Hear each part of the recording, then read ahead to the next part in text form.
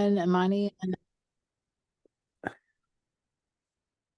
All right. Hello, everybody, and welcome to our first 2024 Popular Music Books in Process event. This is a joint project of the Pop Conference, IASPM US, and the Journal of Popular Music Studies. I'm Francesca Royster, and we are welcoming you together along with Carl Wilson, Kimberly Mack, Gus Stadler, Antonia Randolph, and our colleague Eric Weisbard in absentia. So you can find our whole calendar on the IASPM website under the Journal of Popular Music Studies tab. And you can also get on the mailing list if you're not already by contacting me at froyster, F-R-O-Y-S-T-E-R, at depaul.edu. And also you can catch up on past videos of all of our sessions, including the ones from last year. We had some really great conversations, international conversations on Eric's YouTube channel. Coming up at our next session is going to be Nate Petrine with Michelangelo Matos on the needle and the lens. In that session, we're going to skip a week. It'll be January 22nd at our usual 5 o'clock Eastern time. But today, we're so super excited to have Lynnée Denise and Imani Wilson, who are going to be in conversation about Lynnee's book, Why Willie Mae Thornton Matters, as well as what's happening in Black music and cultural theory. So Lynnée and Imani are two friends of Greg Tate, the late and great Greg Tate. They're going to be talking about his writing legacy and its relationship to DJ Lynnée Denise's Why Willie Mae Thornton Matters. They'll be exploring questions like the relevance of Black music criticism in a post-Amiri Baraka context, as well as discussing gender, race, and music biographies.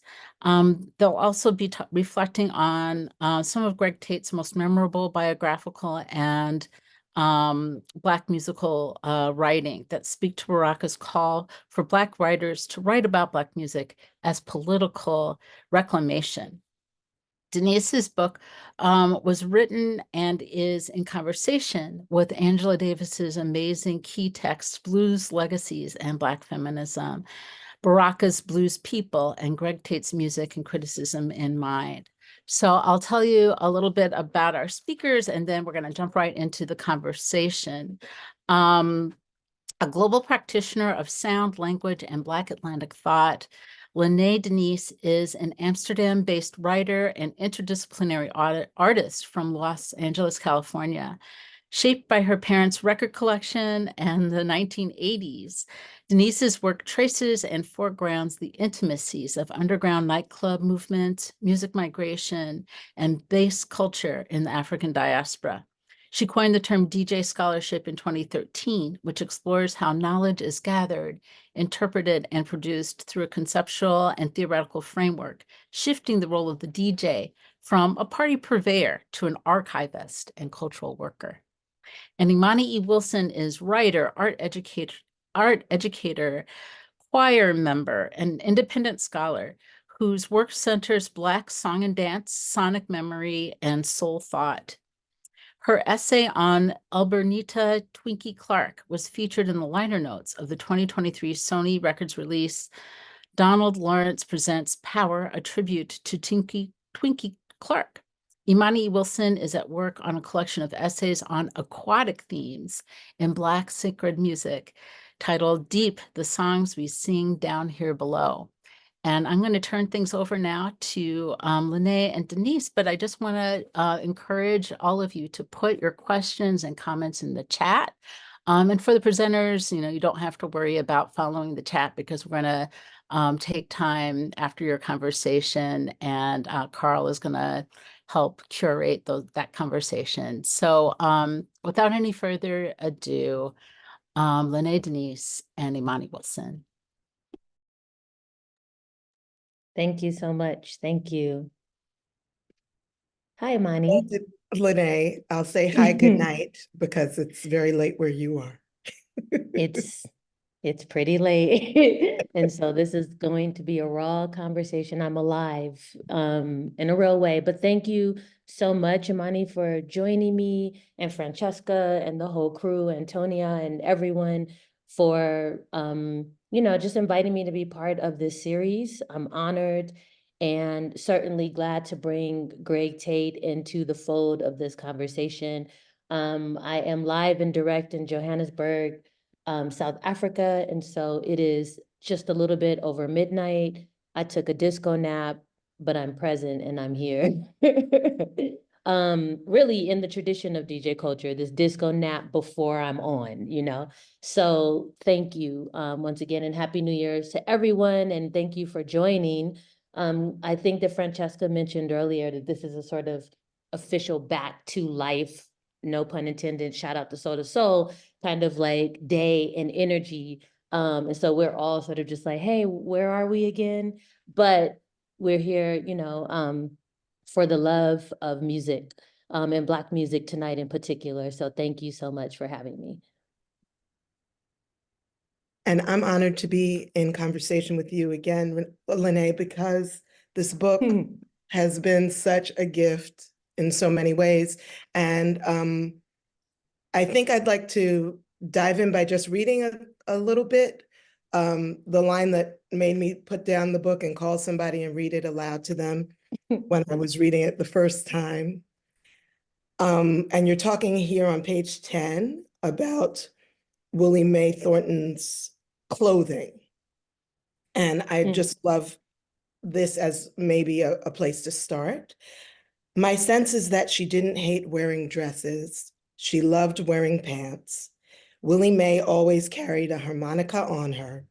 Dresses provided fewer options to store her tools. And the reason that that feels important to me as we think about the path really laid for us by Greg Tate, Ibaye, is that Greg talked about Black sound as art, but also as labor, as work for which you would need tools. So I like to think about Willie Mae Thornton's work for which other people were compensated in her stead, where it was steadily arranged to divert the money that was generating into other pockets. And the fact that it did not stop the work, and that the work she was doing was, yes, labor, yes, artistic endeavor, and also a lift to the people.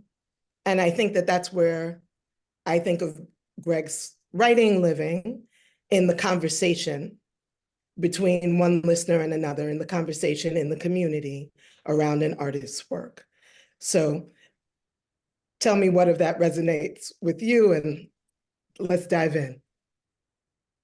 Thank you. I love this there's a massive full circle moment in this, because I was on the phone with Dream Hampton when she learned of Greg Tate's passing.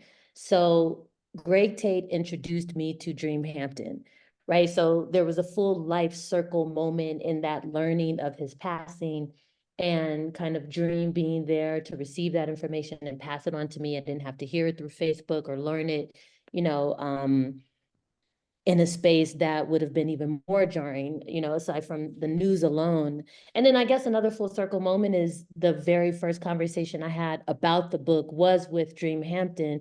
And the first thing that she referenced was that line, right? So about the dresses and the tools and what Willie Mae, the question of labor, the question of love, the question of exploitation, and those questions being held independently, because what I wanted to do with this text is not trap her in the narrative of a person who is solely a victim of Elvis's thievery, right? Nor did I want to, believe it or not, limit my discussion to Elvis as a thief, right? Like, so I think it was a complicated dance. But that line in particular also resonates because it reminded me so much of myself. And shout out to Evelyn, who is one of the series editors and the person who recruited me to submit a proposal, and who also just wrote an incredible book. And so on Joan Didion. And so, part of what the challenge was for this series was to figure out a way to incorporate personal narrative. And as a woman who grew up breakdancing, backspinning, memorizing rap, one of the things that was really important to me was knee pads, was, an Adidas tracksuit, right? And I considered those things to be tools or things that sort of gave me the additional, almost like confidence I needed to see through the assignment, right, of breakdancing, of freestyling. And so Willie Mae and her approach to clothing resonated so much, that I wanted to really just pause and not limit it to a discussion about her queerness, right? But to really think about it as, just an extension of her tools, an extension of her performance and her presentation, in ways that enhanced the sound, not solely as rebellion. I love that. I'm struck also by, towards the end, when there's a kind of retrospective performance that says the blues is a woman, the title of which is The Blues is a Woman, which pointed me back to Thomas A. Dorsey, who in the film Say Amen Somebody, so Thomas A. Dorsey, composer of Precious Lord, Take My Hand, and If You See My Savior, Tell Him That You Saw Me, was before that Ma Rainey's musical director and a pianist and recording artist in his own right. His biggest hit was It's Tight Like That. And that is exactly what it sounds like lyrically. But he says in Say Amen Somebody, and he sings it, but I'll just say what he sings. The blues ain't nothing but a good woman feeling bad. And he sings that line, he pauses for a second, he looks at the camera and he says, now what's wrong with that? Nothing. You got a good woman, she ain't feeling good, you get her to feeling good. And so I think of Willie Mae Thornton as a closed loop, and all of the blues women that we're talking about here, Sippy Wallace, and who was the one that you mentioned that I was so excited because I had seen her on Broadway? Linda, is she Linda King? I'm going to get her last name wrong. But she was in Black and Blue. Born in New Orleans. I'm blanking on the surname. But anyway, all of these women that you mentioned, every last one, Carmen McRae, when they're engaging the music, they are the good women. They are embracing and channeling this bad feeling and then alchemizing it into something else for the people. I think that's my take. What would you say about that process of engaging the listener in addressing things like the threat of the police and prison, which are ever present in the lyrics, ever present in her life? How is that lift being done by the music? Yeah, I had these real questions about where Willie Mae belonged in the discussion of blues women, because the question of gender, circles her life in such a way. And I think that it was interesting to learn that her blues and her articulation of the blues were a lot less focused on heartbreak over heterosexual relationships. And I just also want to state for the record before I continue that Willie Mae Thornton never publicly, claimed to be queer or lesbian. And so that's also an important thing to me, is to not project that onto her.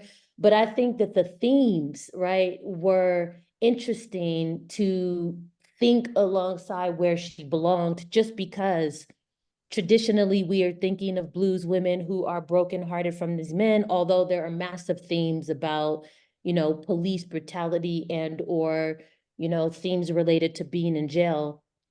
I think Willie Mae took it a step further and used a kind of humor to poke fun at these major institutions like the FBI and the CIA.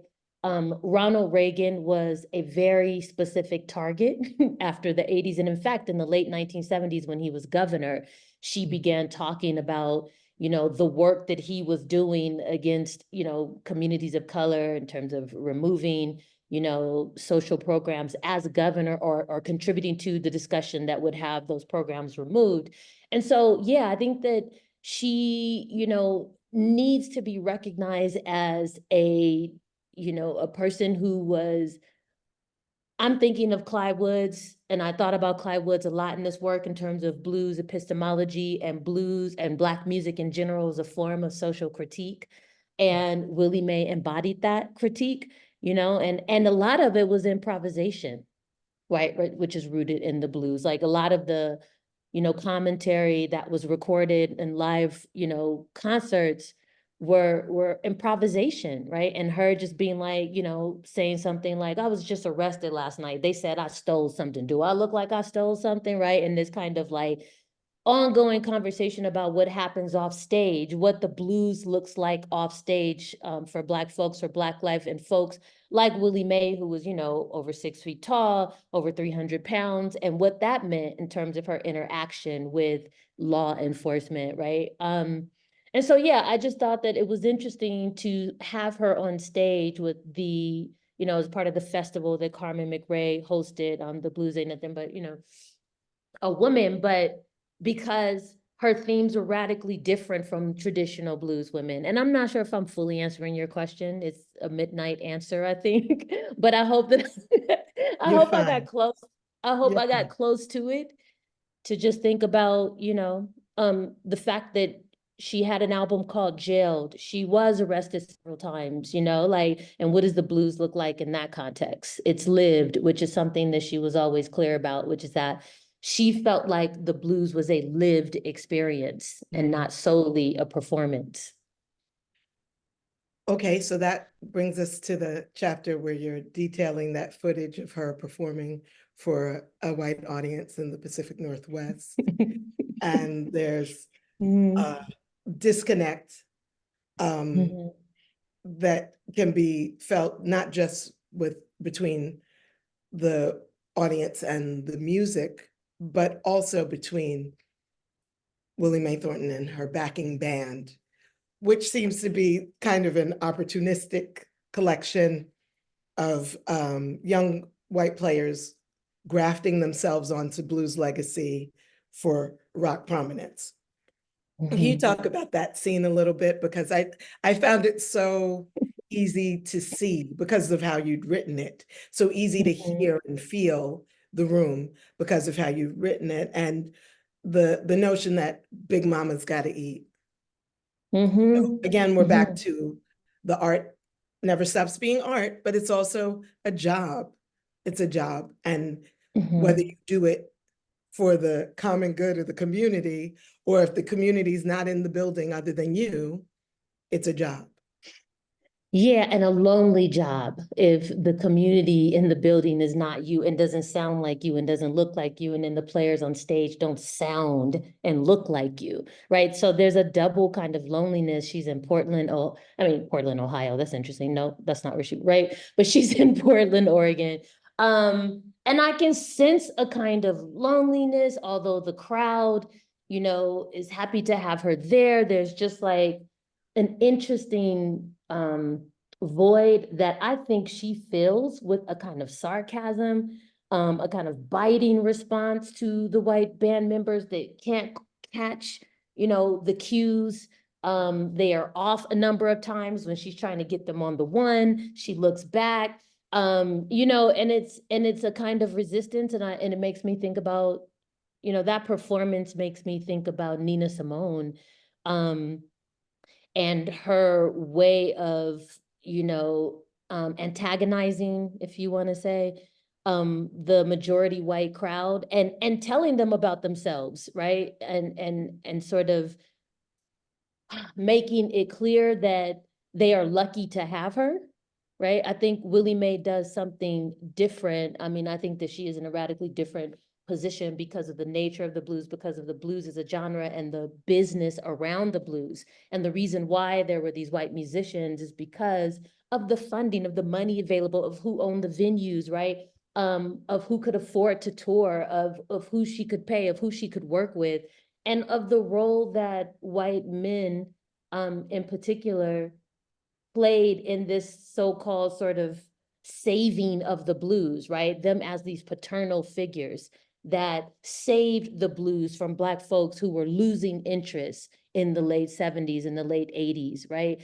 And so I feel like there are multiple forms of resistance in this performance in Portland, right? This majority white city. And she is, you know, in raw mode, and she is, you know, she's on stage, she's asking for the alcohol that she needs. And at this point, you know, she shouldn't have been touring. She's lost all this weight. The doctors were advising her to not perform, to not drink as much, to not travel as much. And I just feel like she was holding a lot in that space and sort of really trying to figure out ways to protect her dignity. Because she went on the record saying that she did not believe that, you know, it was possible to experience the blues in its most authentic form outside of a Black body. So what does it mean to have to compromise and play that music, you know, with the white musicians who were there to eagerly learn, but who struggled to keep the beat, right? So I think that it was just like multitasking on a lot of levels, and also heartbreaking for her. I'm projecting again, you know, to say that it was heartbreaking, but I feel like the beauty of the work is that it is excavation and suggestion in large measure, which an incomplete record requires, and which also an oral tradition requires. When we convert to the written word, the word is supreme, but it's actually the spoken that holds, or sung, that holds all the treasures for people for whom writing and reading were illegal. At some point, the best and deepest information has to be conveyed in a way where it won't get lost or stolen. So I think that that's some of what I really loved about your work and the way it echoed Greg's work is I hear you talking when I'm reading. I hear Greg's voice when I read him. It's not just a writerly voice. It's the voice I know from the phone, sitting opposite you at a meal. You know, it's that gossamer difference between the heard and the written that I think is powerful and musical in the criticism itself. You mentioned Clyde Woods, and I want us to talk about Alabama a little bit. So I just want to read the Clyde Woods quote that you begin the Black South Matters chapter with. Both the Black church and the blues emerged in rural areas where Black political and economic institutions were subjected to constant surveillance and often destroyed. Both prospered in southern cities and spread throughout the northern and western diasporas. And I'd just love for you to reflect a little bit on Alabama. You do a beautiful reflection on it, and it's in looking back at your pub date that I realized that the brawl in Montgomery takes place a few weeks before your book is published, with this wonderful kind of gathering embrace of all of this Alabama history that is relevant to Black life across the country and the diaspora. There's a lot of history there. And since that's where Willie Mae comes from, not Montgomery, though that's what she says. So she's from Montgomery too. But, and then of course, Zora, if you would just speak to Alabama a little bit. Yeah, and I mean, it's a that chapter was interesting work in that I had to be honest about what it means to be born in Los Angeles, California, and to come in contact with words like Bama, right? To describe Alabama. Um, and to know, yes, that my grandmother was from Mississippi, yes, that, my maternal grandmother was from Louisiana, and yet, as Black folks on the West Coast, youth in particular, in the early 80s, we participated in a kind of shaming of the Black South and the Black Southerners, right? In the book, I talk about, what it would mean to have cousins visit from Alabama and how we would look at their shoes and I remember saying like, Mama, how come when they speak, their words linger? Like, like it just like, why is it that they are so slow, right? And then, in the book, I talk about being confronted by the slow flow of West Coast gangster rap, and then having to realize we are products of the Black South, right? And then, as an adult going to a historically Black college, Fisk University, shout out to class of 1997, and learning about, to some degree, the Black South as, a Black American motherland. And, Amiri Baraka talks about Black America in general as a separate country, right? Black America as a country. I think that, the Black South is a kind of motherland, especially when you think about those migration patterns. And I love the work of Zandria Robinson and Marcus Hunter in the book Chocolate City, where they talk about this sort of boomerang travel that gets overlooked in the grand narrative of the Great Migration, right? That there's just this kind of linear path of folks moving from the South to the North, when in reality, folks like Willie Mae, before she left Alabama, lived around Alabama, right? Lived in Montgomery, was in Birmingham, like to Airtown, which is where she was born, before leaving the South, right? So that Alabama is this kind of training ground, but for so many artists, right? In the book, I talk about and learned about the fact that Stevie Wonder's parents were from Alabama. Michael Jackson's, Katherine Jackson is from Alabama. Sun Ra is from Alabama. Angela Davis is from, Alabama.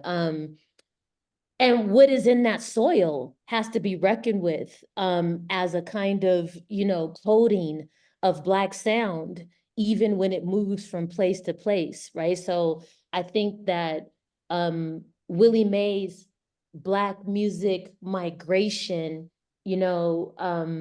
is something to reckon with, because she takes all of this Alabama soul through Georgia, right? Lands in Texas, from Texas goes to California, zigzags between California, Oakland and LA, and Alabama is with her all the while, right? And so I've just been thinking about, and through that chapter, even the Alabama Black codes and this kind of deep hostility the white folks had against Black folks who came together to make sound, right? That some of those Alabama Black codes were connected to regulating the sounds they made, right? That they could be punished for gathering, in groups of 5 or more, and held accountable for making these sounds, that these sounds were threatening, right? So I think that Alabama has this incredible history, and that I had a responsibility to do a deep dive into that soil, into that musical and political history, and to do the work to participate in changing the narrative of what the South, of the Black South in particular, offers Black music.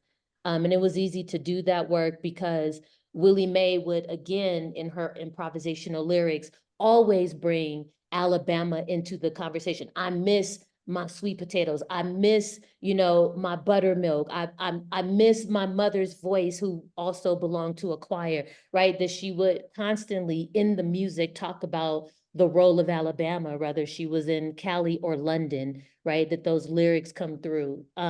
So yeah, I mean, Alabama was and is incredibly important to me as a West Coast B girl from the 1980s, right?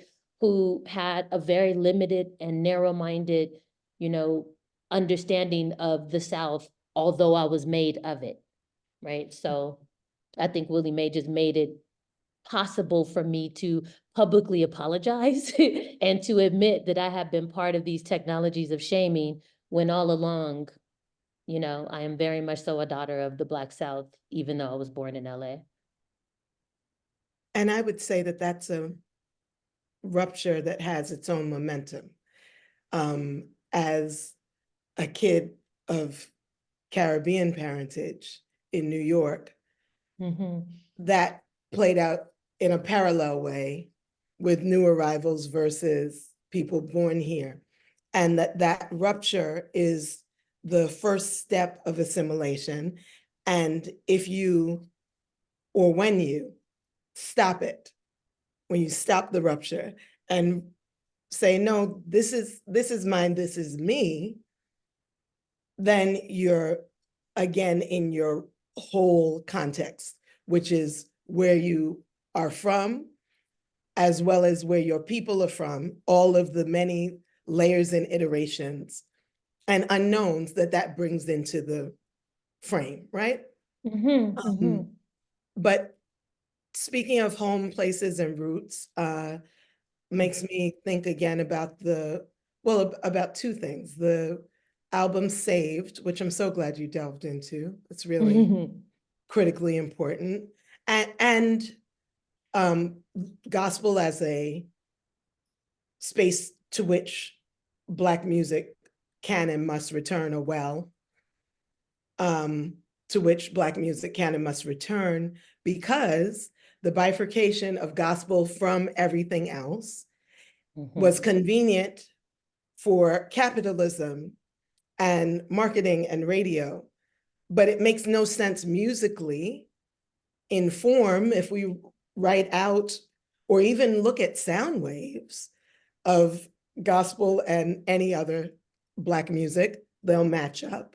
So this divide is false and therefore dangerous, because it breaks us away from some of what is our heritage and legacy, just artistically. Whether that's your belief system or not is actually immaterial. That's your musical heritage and seed as a diaspora African in this hemisphere. So when Willie Mae Thornton goes back to the church where her father's the pastor, much like so many of our greats, Sam Cooke, Marvin Gaye, Aretha Franklin, but in a different way, because it's a funny moment in gospel, actually, where radio and gospel are having a collision, thanks to Walter Hawkins and Andre Crouch and Mattie Moss Clark and others. Come on. What would you say is the thing we should be thinking about when we listen to an album like Saved, which took so long to happen?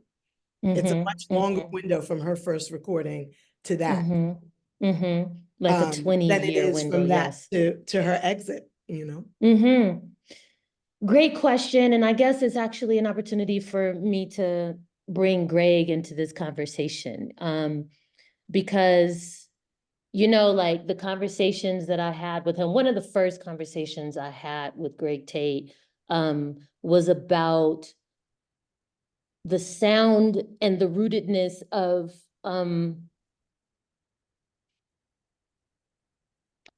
gospel in Parliament Funkadelic, right? The role of gospel in the development of George Clinton, of Bootsy Collins, right? Even though, you know, we're talking about folks who are from Ohio and Jersey, and we know that if we look deeper into those roots, we will find the South and the Black church and a Black Southern church that's sort of informing, you know, what we learn to be the sound of P-Funk. But what I'm thinking about with Greg Tate and this 1971 album that Willie Mae, you know, finally had the chance to record and perform is like, you know, the role of Black rock. Because Saved is, if I had to pin it down to a genre, I would say the Saved is sort of like a Black psychedelic gospel album. Black psychedelic gospel, right? Because of the use of the electric guitar, because of how she plays with voices and choirs, because of her decision-making around just like, you know, song selection, and because of the time itself, and because Greg Tate was a scholar of and a historian of Jimi Hendrix. I'm thinking of, you know, 1969 Band of Gypsies, right? And that period of Black rock, which includes Funkadelic, you know, I'm thinking of folks like Richie Havens, right? Between 1969 and 1971, and then gospel between that era, right? And the way that she does this thing where she integrates and in the context of a DJ, in fact, blends these genres of music so flawlessly, right? And I think that in thinking about what Gray teaches us through his work,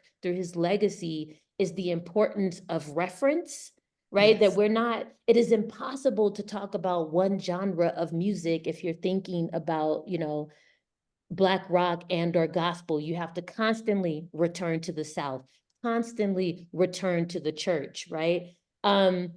And I think that this album does that, but it also does an interesting thing where it manages to be to some degree secular.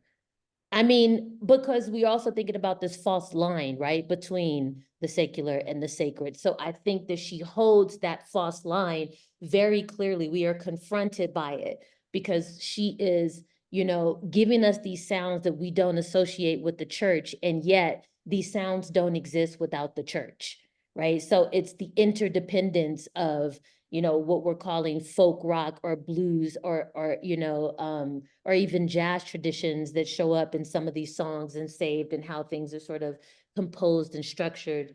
It's about the fact that Greg Tate teaches us through his writing what it means to dig through the crates of Black cultural sonic life, and how it is impossible to dig through those sonic crates without understanding Black literary traditions, right? Black migration patterns. And so, yeah, you know, I just wanted to bring Greg into the room because I would have loved to have a conversation with him about this album, about Saved. And I want to also, you know, I feel like I'm saying a lot and kind of going on tangents. I hope you're with me, but, you know, I'm thinking about the fact that she was also definitively, you know, almost like she was proud actually of her relationship with alcohol, right? That it came through a lot of the lyrics. And so when she discussed wanting to do a gospel album back in the 50s, when she was interviewed, right, that she said her ultimate goal would be to do what she called a spiritual album. She said because she had a listening practice that included, you know, Blind Boys of Mississippi, Mahalia Jackson, that she said that that's the music that she listened to daily. But I think what is super interesting is that she was also clear that she was this blues woman who was, you know, ungovernable, much like, you know, Greg Tate's writing, that if you're going to accept her at this gospel album, that you need to understand that it comes with her fifth of gin and milk, right? Which was part of her ritual, like that these spirituals were sung possibly, you know, while she was intoxicated. I mean, the chances are very high that you know, she recorded that album and most albums, you know, like under the influence. And that she was forcing us to be, you know, conscious of these Black contradictions. And I think that what helped me talk about this album was the work of James H. Combs, right? The spiritual blues, right? Right. And I know that you, as a deep, you know, Black gospel music, sacred music scholar, you know, understands the role of James Cone in such a, you know, important discussion about what we mean by bluesy gospels, and what does he refer to as city spirituals secular spirituals. And secular spirituals, yes. And I just would say James Cone, the kind of author of liberation theology, gets pulled up by the womanist theologians, especially Katie Cannon, who says this thing is insufficient because my grandmother and my mother are not here yet.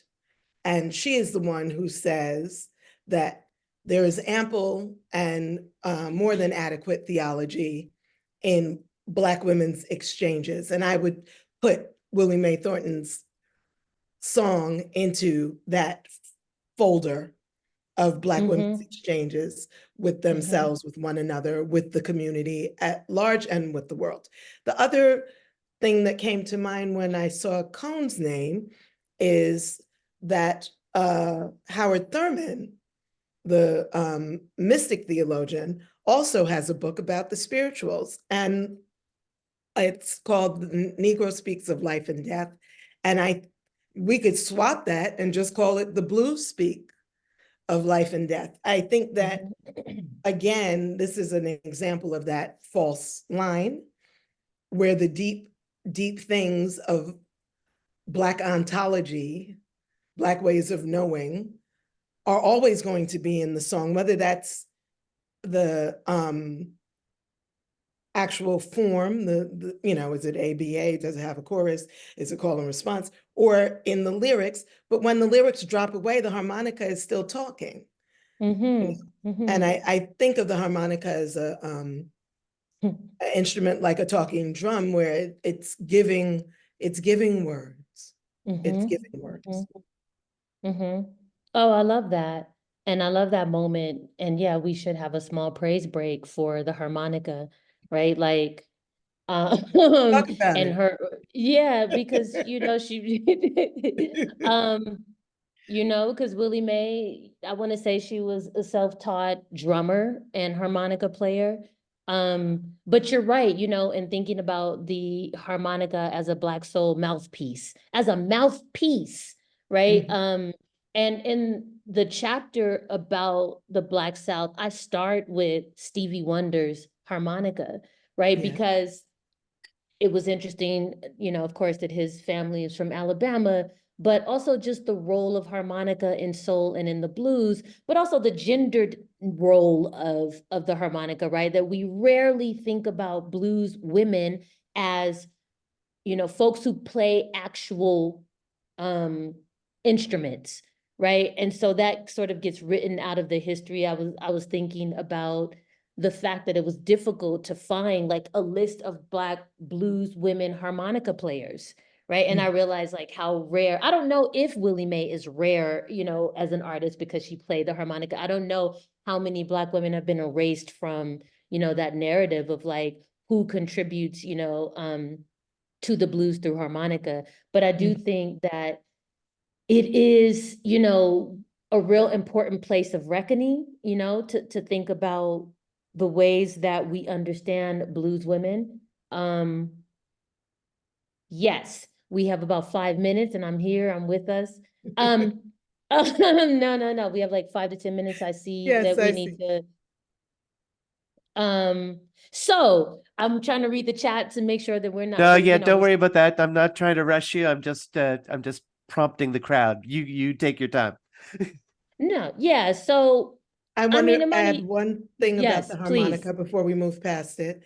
I would Please. say the harmonica serves the same function as the air horn in dance hall space. Oh, my. A siren, something that My. that stops what's happening before and marks a moment where you need to pay attention. Oh, my. Wait, Imani, what did you just do there? Listen, what? Well, absolutely. yeah, and just one more piece to that is, the across African traditions on the continent, which is a wild thing to say, but this is true from the top to the bottom, from the east to the west.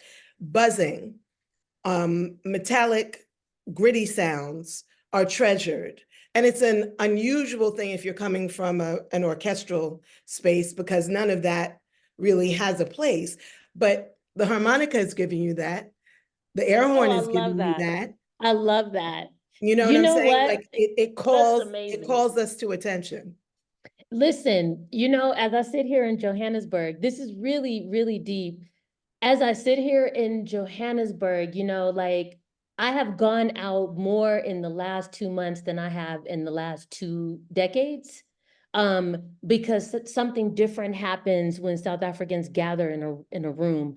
One of the things that happens is a whistle, is the role of the whistle, right? Either with your mouth or an actual whistle, right? And it's a huge instrument in Amapiano, for example, but also just in general, right? So you just did this interesting kind of diasporic thing where now I'm understanding the harmonica in relationship to the air horn, in relationship to the South African use of the whistle, right? That blow the whistle, as Antonio just said, like that call to action, blow the whistle, right? And the That too whistle short and the term. whistle in the skating rink.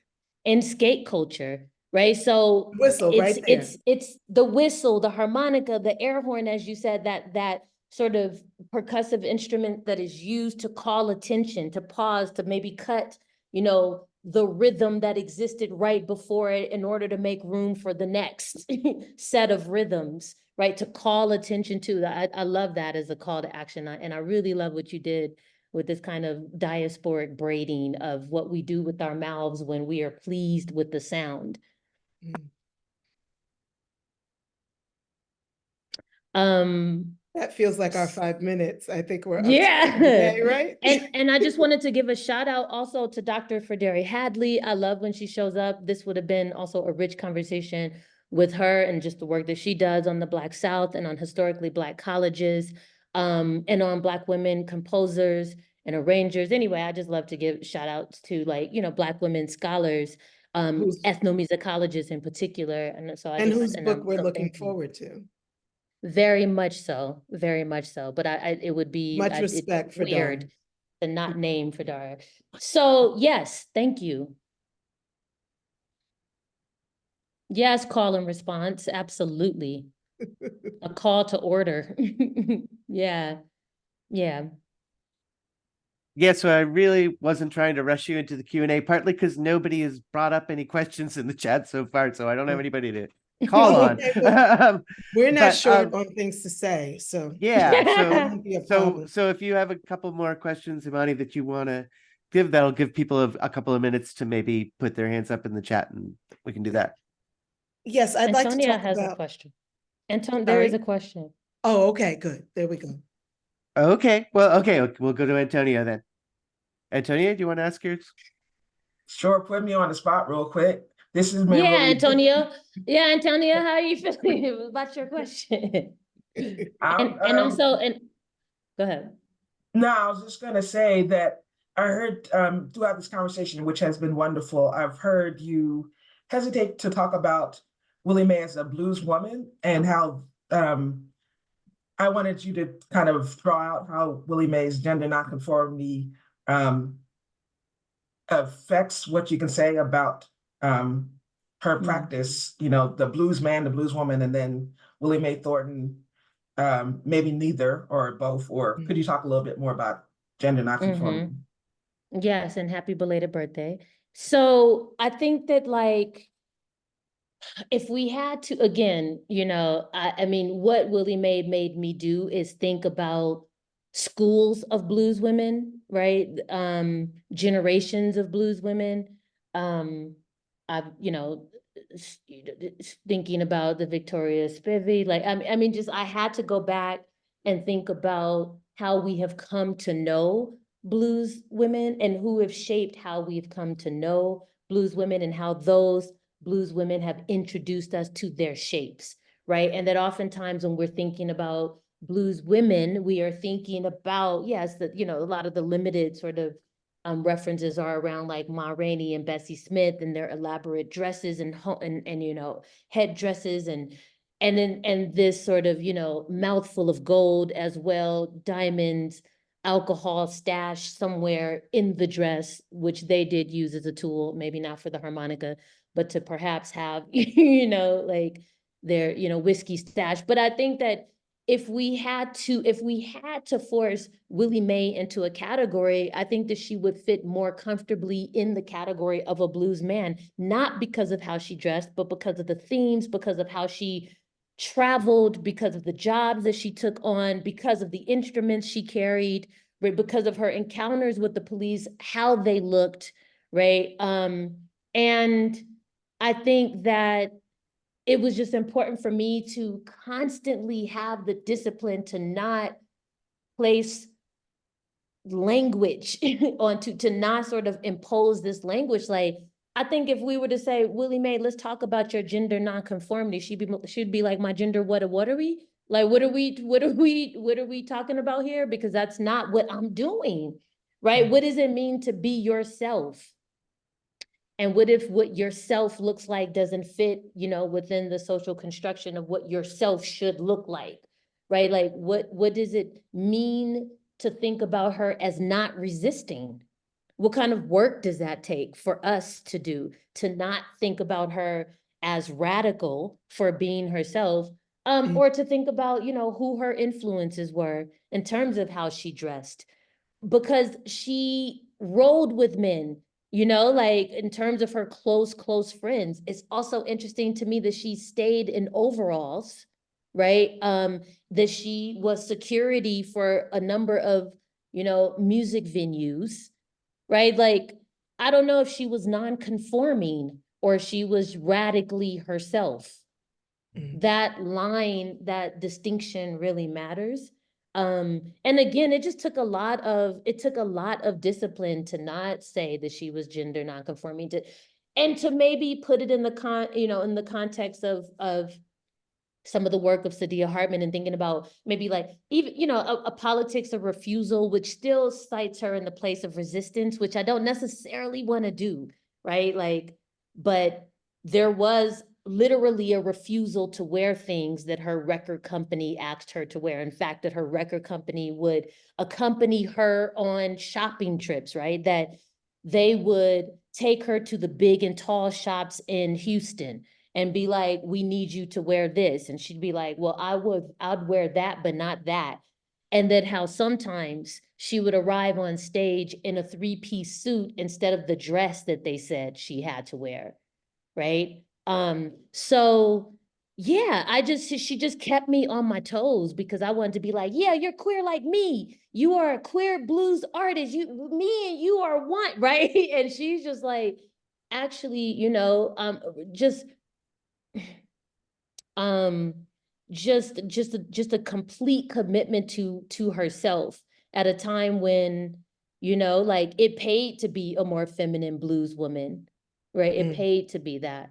But her close folks like Muddy Waters, right? These were like some of her best friends that she was like, she rode with the crew of blues men. She performed with them for decades.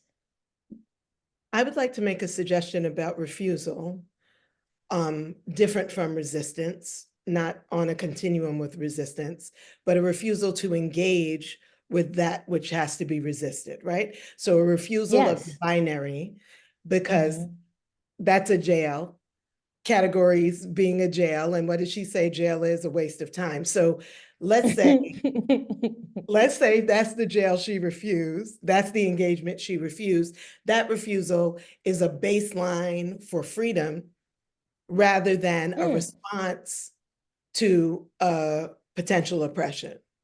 I love the And that's refusal probably as a where I would baseline. put it. That's where I would put it, based on your gathering of what she said about herself.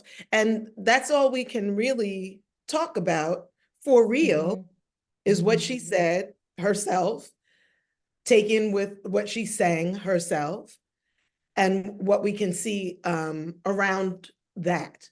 But that has to be the center of a solar system of consideration, rather than trying to draw her into some other constellation. Hey, and I love the idea of refusal as a baseline for freedom. You need to go ahead and listen, Imani. I see what you're That's doing not here. me. Let me say Oh, Black woman. That's my summing it up, but it's a Brazilian theorist, Denise, I believe Ferreira dos Santos. yeah. That's who it is. Yeah. Thank you for the question. Such a good thing to think about. Yeah, absolutely.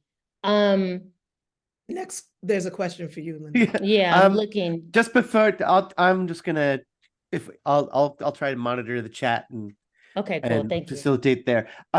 just coming right out of what you were saying, there was a question that I was thinking about, which is her relationship to the sobriquet that you sort of pointedly don't use with this book, which is the Big Mama Thornton. Like, where did that come from, and what was her relationship to it over the course of her career? Like, how did she navigate that? Yeah, I'm looking at I'm looking at Francesca's question too. Okay, so, like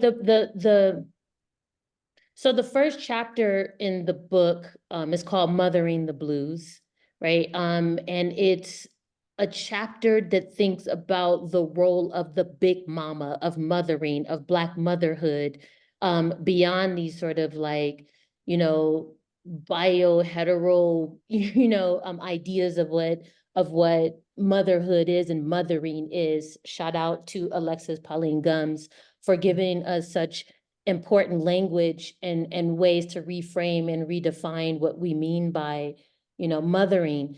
But, so technically, Willie Mae began her career with the Sammy Green's Hot Harlem Review as Willie Mae, right, Thornton, and she remained Willie Mae for at least a decade before coming to the Apollo Theater in 1952, where she had a week-long residency. During that residency, she is named by Frank Schiffman, who was the white Apollo Theater manager, right? And one of the things that happened that week is they had to make a decision, and I'm saying she had a residency. She was a featured artist that week, but there were other artists. And the one thing that happened was in the beginning of that residency, Willie Mae would go on first.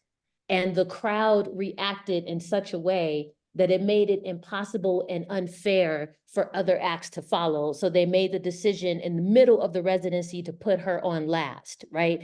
And so that language of like, coming up at the end, like this anticipation, we're gonna have Big Mama Thornton.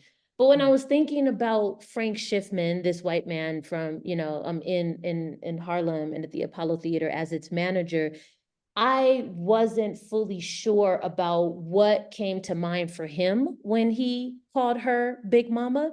And I was unafraid to grapple with that, the history of Black Big Mamas in the limited white American imagination, right? When thinking about Black women who are big and tall. So one thing that I started to notice in sort of challenge, grappling with and wrestling with the idea of Big Mama and the ways in which we claim that word versus, again, white folks and their use of Big Mama. It's just like, sitting with folks like Geneva Smitherman to think about Black English and Big Mama, what Big Mama means for us as this matriarchal figure versus Big Mama as caretaker of the nation. And so I noticed an interesting thing happen in her career where, when she signed with Peacock Records in the 1950s, they began to use Big Mama almost in this gimmicky way because there were songs attached to her weight, right? That they were writing for her, right? I'm Big Mama, I may be 300 pounds, but I'm 2 tons of fun, which is a reference to another group. We'll talk about that, the Weather Girls and Sylvester, but that's a whole nother thing. But this idea of limiting her power to her size, right? So then I started to notice that when she was written about in reviews of her performances or reviews of her singles, the music critics would say things like, oh, she was so big and tall that the music, just sort of glided above the crowd, and her big voice with her big body. And I was just like, oh, I'm not hearing where the skill is. I'm not hearing them talk about the mastery and the command of her voice. I'm not hearing them talk about her use of the harmonica. I'm not hearing them talk about her, ability to conduct the musicians, right? Like they're talking about her size and solely her voice as a singer.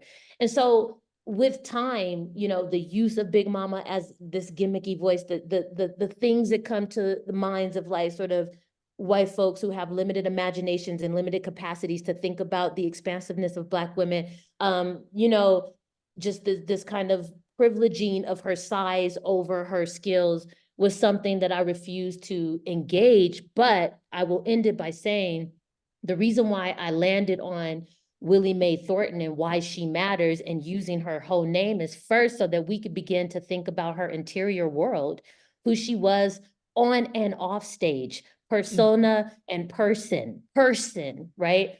And so what I saw was an interview with Ray Charles. And Ray Charles was talking about Elvis Presley, and he was very annoyed with the question of, you know, whether or not Elvis Presley was the king of rock and roll. And he was very vocal. King of what? He ain't my king. People have been doing this long before Elvis, and right. And then one of the things that he says in the interview is that, he talks about the fact that Elvis Presley was doing the Willie Mae Thornton, or the Willie Mae Thornton was this entity that existed long before Elvis's rise, right? And I was like, hold on, did this man just say that, did he just give her a whole maybe universe of sound? Did he just say the Willie Mae Thornton? Did he just give her the universe back, and force us to reckon with a person named Willie Mae Thornton, a Black Southern woman from Alabama who takes on the name, right, of her ancestors, Willie Mae, Willie Mae Thornton. Now I'm thinking about the Thorntons, right? I'm thinking about the Thorntons in the context of Alabama history and what that lineage is and what we can learn through the history of the Thorntons versus the history of Big Mama's body, right? So that's how I would describe that. Thanks so much. Yeah.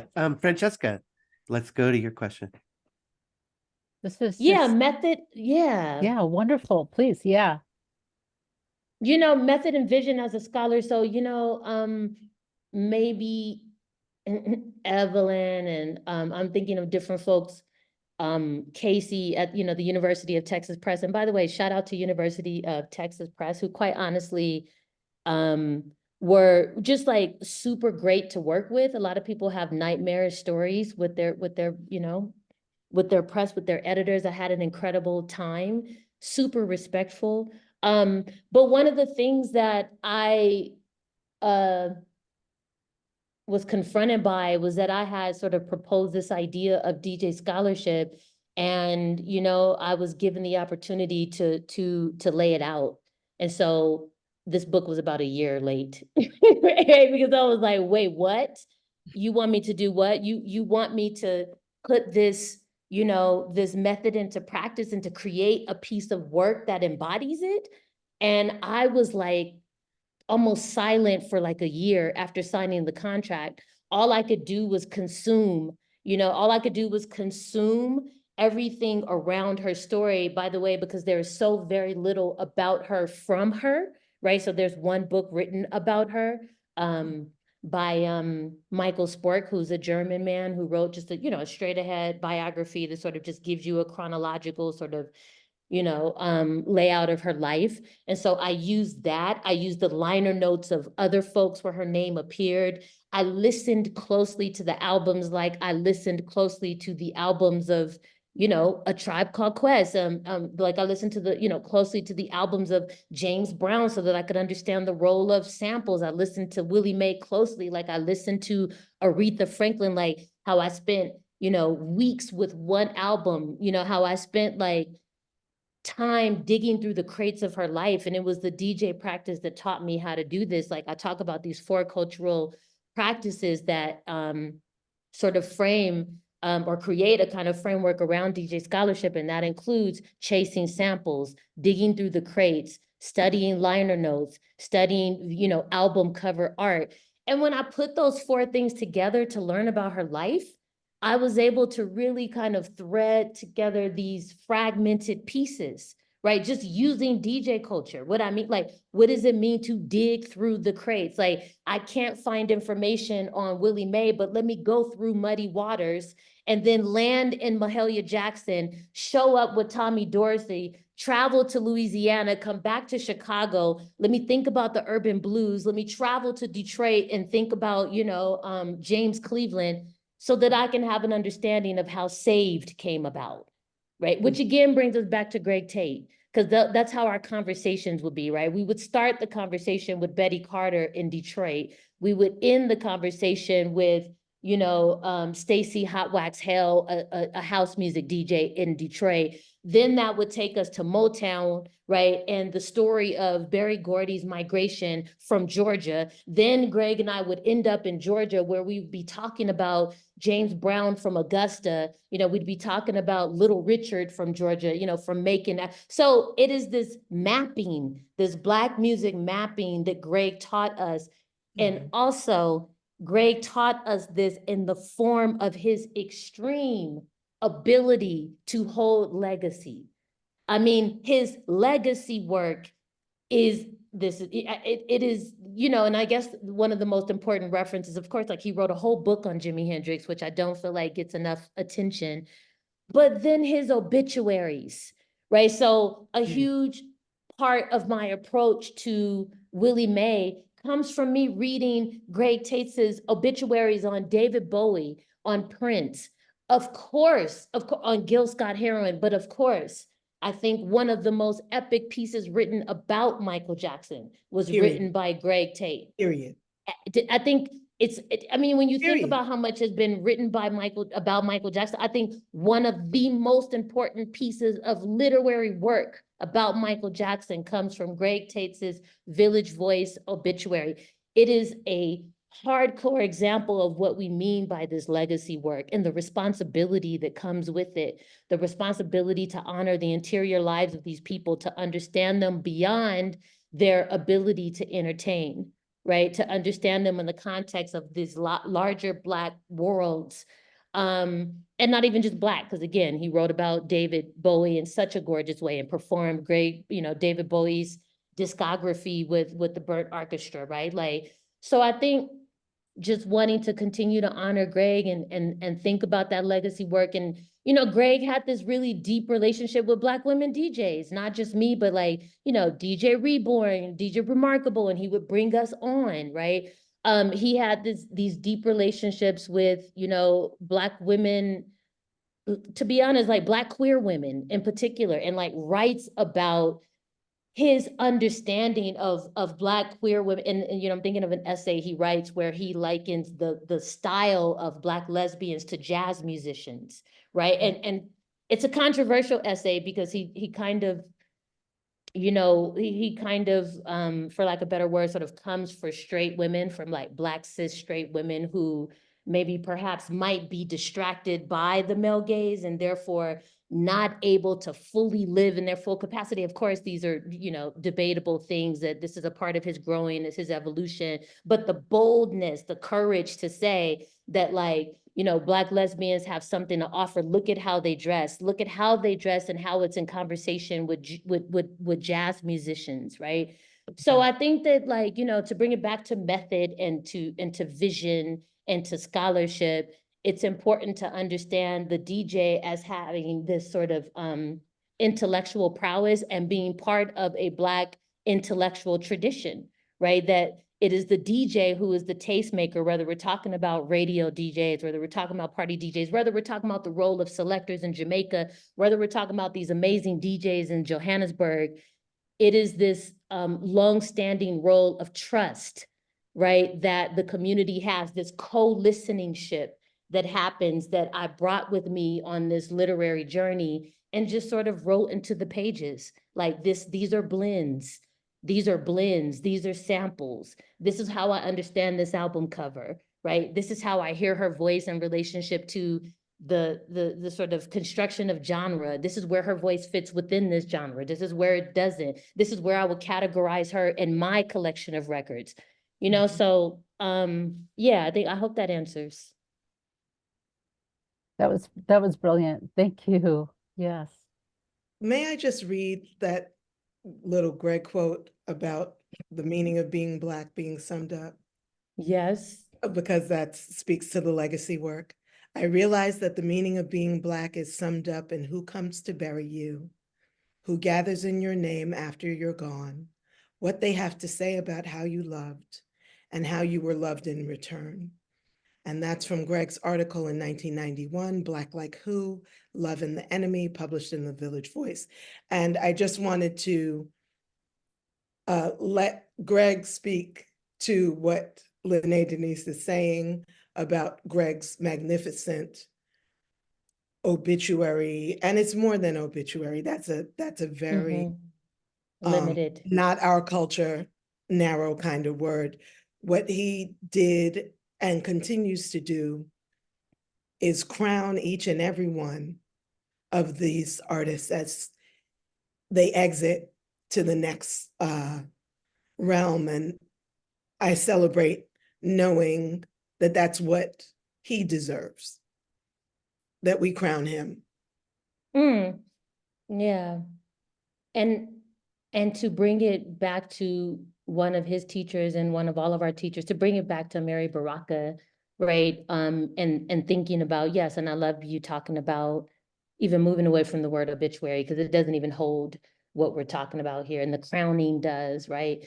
But you know, the political work of writing about Black music, when historically Black people, Black musical stories have been written about by white cis men. I'm talking about, right, for centuries, right? And so what does it mean for us to not simply reclaim, but to just truly engage the humanity of our artists and to crown, but to understand the weight of that crown, which is what Greg does with Michael, right? Understands the weight of the crown while crowning, like Yeah. having us to, right? Like having us in the most tender way, hold one of the most complex figures in Black music, right? And have us hold that discomfort right next to the beauty.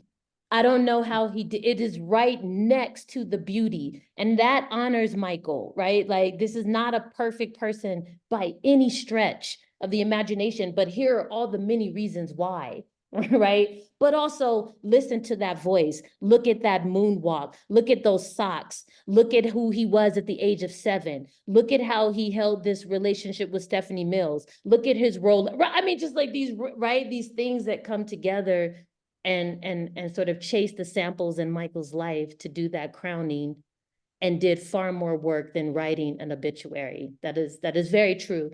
But yeah, just thinking about Amiri Baraka's charge, especially, and not just limiting this discussion to, you know, Amiri Baraka, but thinking about the charge of the Black arts movement in general that had Sonia Sanchez, right, as well as Amiri Baraka, writing about jazz, and also thinking about the blues and the role of white men and these sort of as paternal figures, right? And asking Black folks to write liner notes, right? To contextualize, you know, John Coltrane's Alabama, which is something that, like, say, for example, Imani Perry does incredibly well, like writes about Alabama, you know, and brings all of these figures and forces into the mix to help us understand that soil.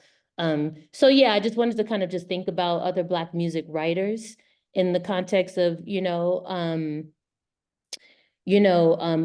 Tate and Amiri, and Angela Davis, who I think I heard recently is writing a book about jazz now, which is going to take me out and change my life. Like her book about the blues, you know, thinking about Hazel Carby, and her work on the blues. And, you know, I'm thinking about, I think I can't remember her, oh my God, and I reference her often, Daphne, yeah. Daphne Brooks? No, but Daphne Brooks too. There's a book called Black Pearls. Yes, anyway.